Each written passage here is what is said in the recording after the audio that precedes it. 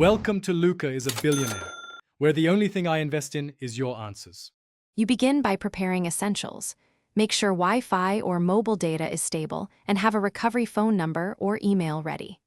On your Samsung, open Settings, scroll to Accounts, tap Add Account, then choose Google.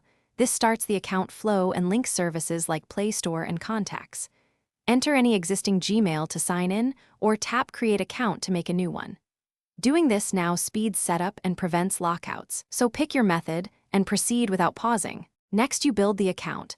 Tap Create Account, choose For Myself, then type your name and a unique username. Try 2 to 3 variants if one is taken.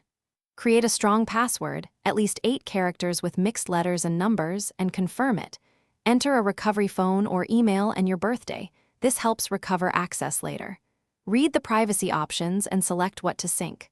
Once done, Google will prompt verification. This keeps your account secure and recoverable. To finish, verify the account using the SMS code or voice call sent to your recovery number. Enter the code when prompted. Choose sync settings for contacts, calendar, drive, and photos so data appears across apps. Optionally enable 2-step verification now for extra security. Test by opening the Play Store or Gmail. Sign in and ensure apps and contacts sync. Troubleshooting tip. If verification SMS is missing, check phone signal. Correct time and date, toggle airplane mode, or request a verification call instead. Thanks for watching and please subscribe. It's the best investment you'll ever make.